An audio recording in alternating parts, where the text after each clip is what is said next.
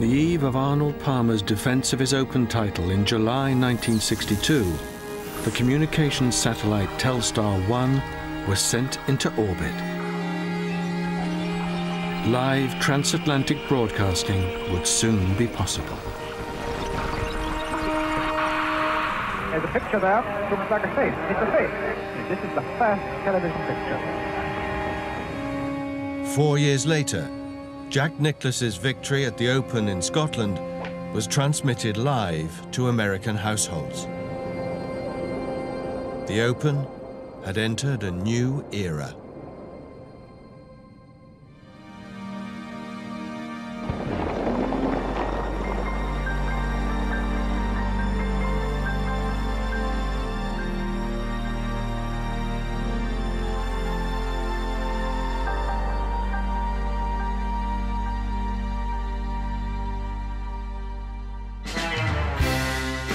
The 1960s was the decade when Britain shook off post-war austerity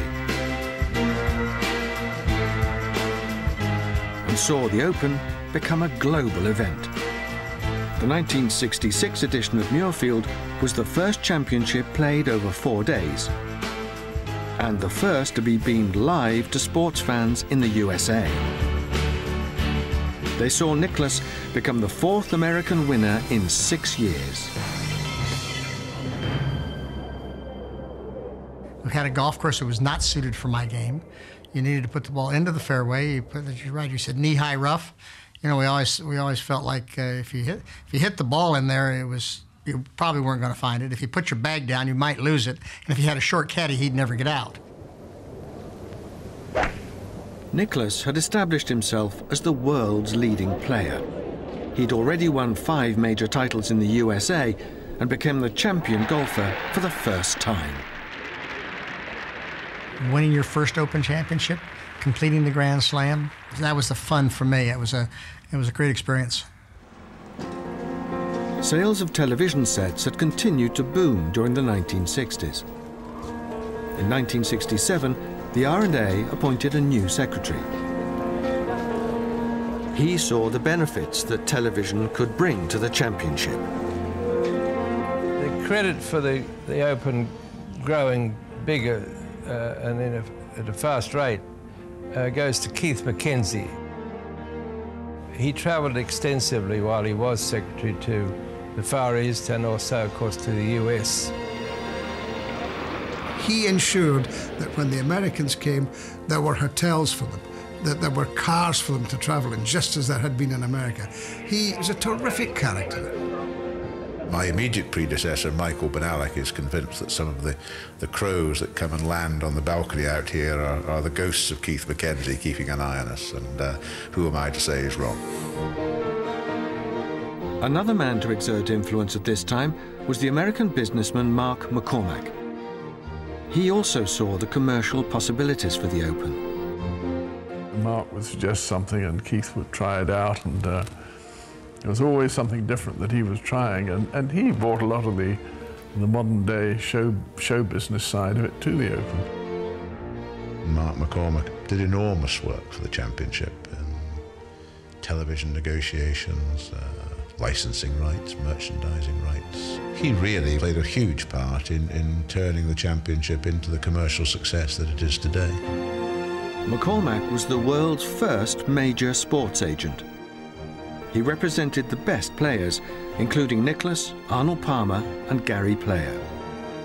What a time to sign us up, and what a time with all the television coming along. It gave golf, if I may say, quite a boost at that stage, which was something that we took pride in. The 1960s saw the first commercial moving pictures of the Open in colour. Films were produced, initially by sponsors and then by Mark McCormack's company, which documented each Open with official films. At my golf club, they would bring I guess there were 16mm films in those days. They'd bring them up and they'd put the screen up, and, you know, and we'd all sit there around it and watch it. You know, all the kids down in the front sitting on the floor, and all the adults in the back drinking their beers and sipping their gin and tonics watching it. So it was a great thing. You know what I'd like to do with this check? I'd like to buy you all a wee Doch and Doris or a wee drum. We used to go Friday night and Saturday night. We'd watch it twice. The film of Roberto Di Vincenzo's victory at Hoylake in 1967 was one of the earliest produced. Di Vincenzo became the first South American to win the Open. Television viewers saw colour footage for the first time in 1969. The Open returned to Lytham and St Anne's, and after 18 years without a home win, a British player finally triumphed. It was spontaneous, nice. I lost my shoe coming down the 18th hole. There was a crowd all rushed in, and it was a bit sort of disconcerting. I had to stop and put my shoe back on. I was limping along there, one shoe on and one shoe off for a short while. But no, it was all wonderful. It was a tremendous time in my life. Tony Jacklin's win would be the last by a European for a decade. During the 1970s, players from the USA dominated the championship again, even if they didn't all become Open winners.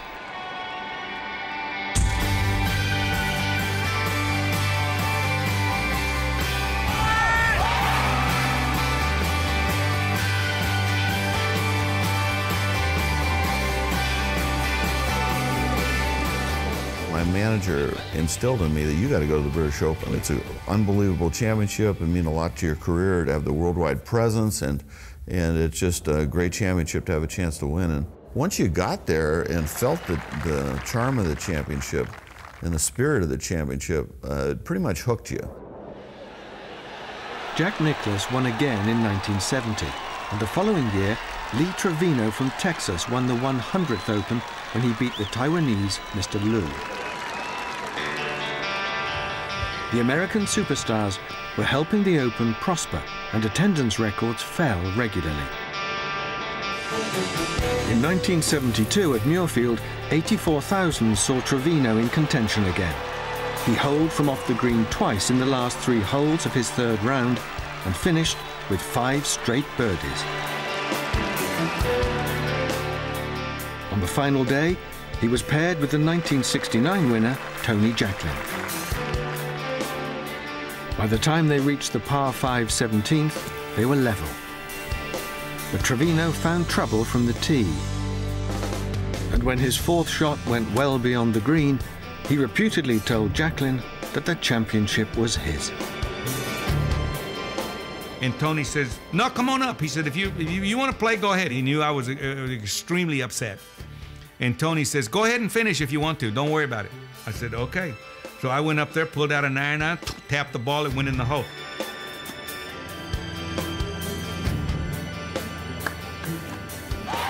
Jacklin had watched Trevino chip in 3 times. Just 18 feet from the hole after 3 shots, he should have matched Trevino's 5 without difficulty, but was visibly shaken.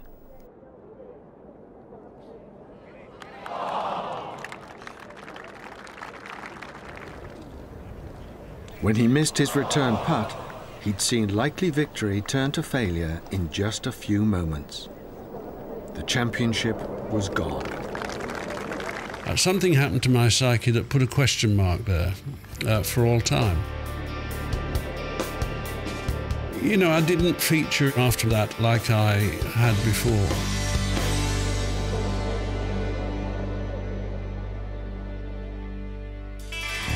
The following year, Tom Weiskopf won in torrential rain at Royal Troon. No sporting event is affected more by the elements than the Open. The Link's main defence has always been the weather which blows in from the sea. Conditions often turn with the tide, and luck with tee-off times can play a significant role. That's what makes the championship. That's what makes it different from any other major championship. The Open Championship, why it's my favorite tournament, you have to be able to enjoy adversity. And that to me is what makes a champion. The people everybody, good morning. It's a great day, lad. You know, and it's not. It's raining like crazy. And you say, it's a great day, which it is, because the day is what you make it. In 2002 at Muirfield, Tiger Woods caught the worst of the weather. And when the wind blows, even the best players can be made to look ordinary. I played with Tiger when he shot his 81 or whatever he shot. I played with him that day. And he looked at me and he says, you know, Mark, I can tell you one thing. I have given it absolutely my best on every shot that I could play today, and I'm going to shoot, you know, in the 80s. And I said, well, welcome to the game, Tiger. Tom Watson was regarded as one of the best bad weather players ever. He was victorious at a cold and wet Carnoustie on his Open debut in 1975. With those types of conditions on links golf courses, you're going to miss more greens. The players are going to miss more greens in regulation. And I was the best at getting the ball up and down. And I think that had a great deal to do with my success over there. But it was in searing heat at Turnberry in 1977 that Watson scored his most famous victory after a classic tussle with Jack Nicklaus. It was a beautiful day. The wind was blowing as we started, but then it calmed, and the crowds just became larger and larger and larger until they were, it was just wall-to-wall people. It was one of those events that by the end of about halfway through the third round, you knew that it was just going to be the two of us. We didn't speak much. We had business to take care of. And the only time that I remember speaking was on the 14th tee. We were looking back into the sun, and I just spoke my thought. I said, Jack, this is what it's all about. And Jack, without looking at me, said, you bet it is. On the 15th, Watson holed from 60 feet to tie the lead. The rest of the field were left trailing as the two best players of their time contested what would become known as the duel in the sun. Both Tom and I played very well, and it came down to who was going to make a mistake at the end or who was going to do something right. And I ended up making a mistake at 17. I missed about a 5-6 foot putt for birdie, and Tom got his birdie there. Watson capitalized on the 18th. He would finish with the lowest aggregate ever at the Open, but the extraordinary contest was still not over. And then 18 was quite a dramatic finish, with Jack making about a 30 or 40 footer to force me to make a short putt to win.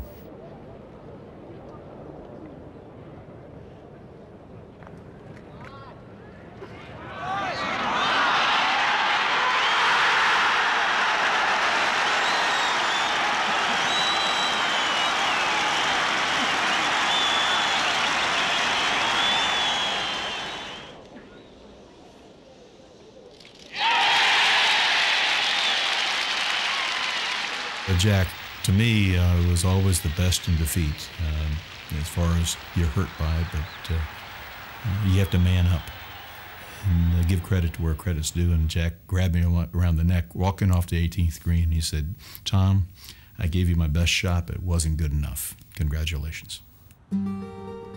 This is Pedreña in northern Spain. It's the birthplace of the European golfer who finally arrested the run of American supremacy. In 2009, Seve Ballesteros was fighting cancer. In 1976, he made his second appearance at the Open while still in his teens. Sensationally, he led for the first 3 days. He was a young, good-looking Spaniard kid, I think, just teenager. Girls were out there watching him, and he had captured the hearts of a lot of people at that championship.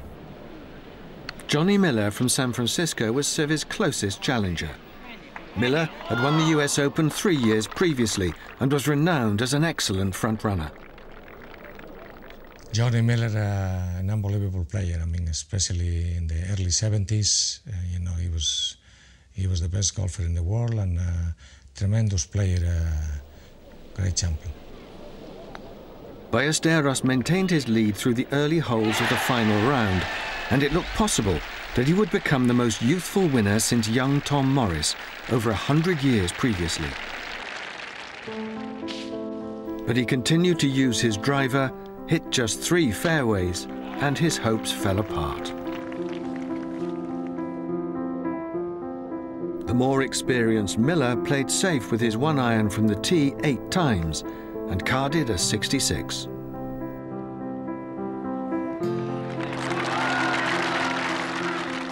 Of course, I waited till after I chipped it in on the back 9 to have about a 5-shot lead before I got real friendly.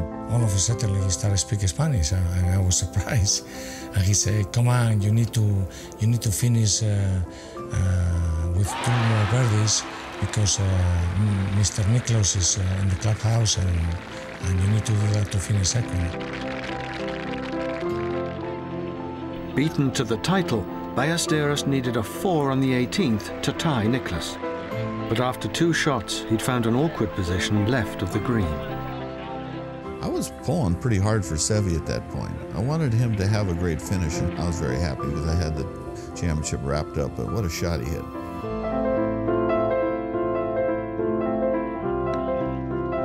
His chip and run between the bunkers was both imaginative and skillful. It was the stroke that announced Seve's arrival at the highest level of the sport. Ballesteros got the glory, but it was Miller who won the title by 6 shots.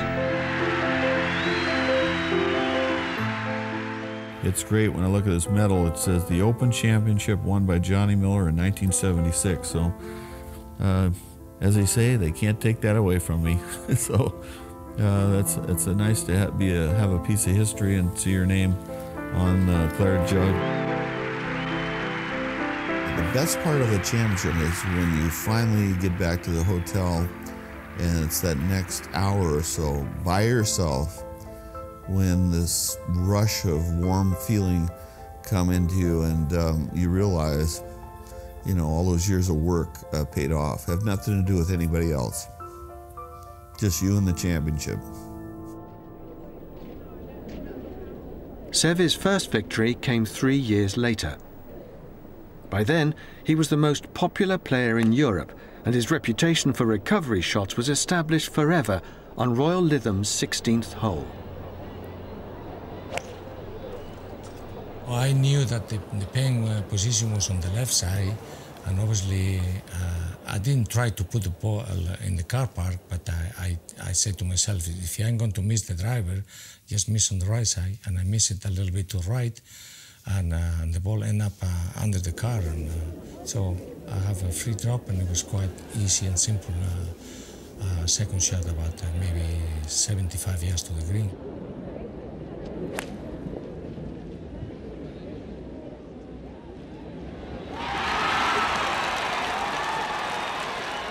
And I make an incredible putt there. That was fantastic. Ballesteros made a birdie after his ball had been under a car. His playing partner was Hale Irwin, who submitted to the Spaniard's escapology. Irwin's game collapsed, and he shot a final round 78. I smiled because I remember when he pulled the handkerchief surrounding, just going through the people on 18th, you know, and it was. I think it was a fantastic head-to-head on the last day.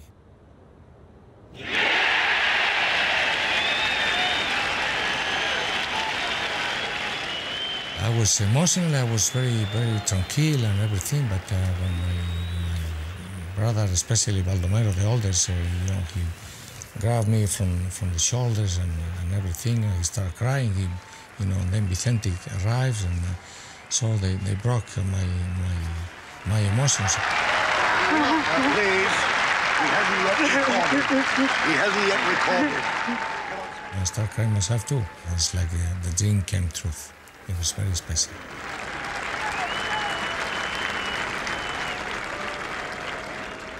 Well, Seve has always been very inspirational. The fact he would leap in and go and do it, and if you're playing with that guy every week, and you see what he does and what he can do, so he very much inspired the whole of Europe to believe he could do it. Seve's win ended a decade of American dominance, and a number of other European players prevailed. In 1985 at Sandwich, Sandy Lyle became the first British champion since Tony Jacklin. While other players from the continent to excel include Italian Costantino Rocca, who just missed out to John Daly in 1995, and Frenchman Jean van der Velde, who capitulated to hand victory to Paul Lawrie at Carnoustie 4 years later.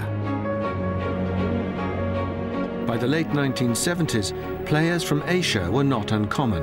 Among them was Asayo Aoki from Japan, who had 3 top 10 finishes.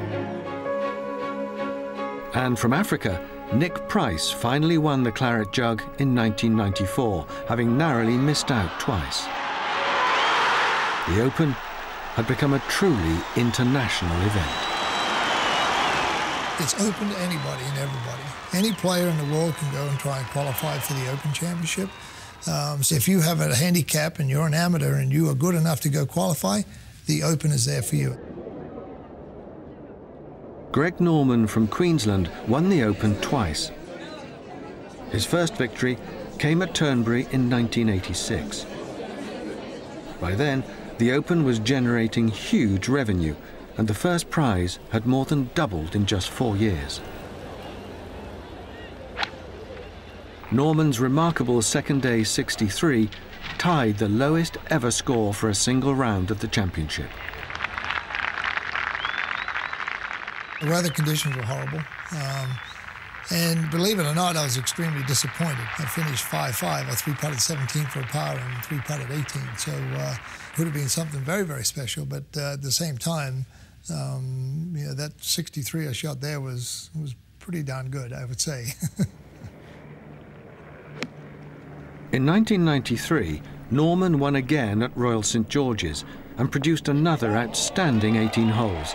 His closing 64 ensured a 2-shot victory over Nick Faldo. I was taking half yardages. You'd ask your caddy, what's your yardage? And say 157.5 yards. And there wasn't really a shot or a pin position I was scared of. At the closing ceremony, Norman was greeted by the 1932 champion. Gene Sarazen had won a first prize of £100. Norman collected 100,000.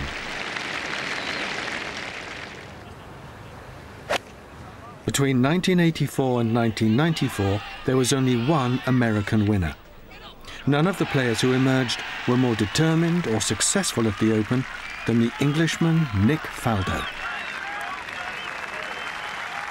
In 1987, he parred every hole of his final round to defeat Paul Azinger. Or you would sat there saying to yourself, I've finally done it, I've won the Open. That was the first time I'd experienced that kind of, pressure, the whole atmosphere of playing on a Sunday afternoon of a major. Wow, I've won the Open, I've finally won the Open. 5 years later, again at Muirfield, Faldo took his third title, this time overcoming John Cook from Ohio.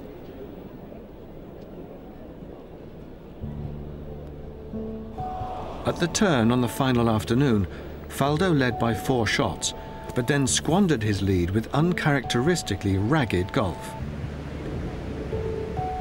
Ahead, Cook gained shots, and when he rolled in his birdie putt on the 16th, the American led by 2. The scene was set for another dramatic climax. On the 15th, Faldo played an imperious approach shot and made birdie. I used to take the whole visualization thing, I used to walk onto a green and think, well, what's the final goal? The final goal is actually seeing people going nuts, cheering. So you think, well, if I want that, I've got to get the ball in the hole. I enjoyed that when I could get the buzz going. It was on Muirfield's 17th green that Jacklin had let Trevino undermine him in 1972. 20 years later, John Cook also 3-putted from around 20 feet. The momentum was now back with Faldo, and he won his third Open Championship by 1 shot. By the 1990s, Faldo was the best player in the world. Although players from the USA won 4 times in that decade, the Open was now the most international championship in golf. But as the end of the century approached, a player from across the Atlantic arrived to take Faldo's mantle and dominate the game.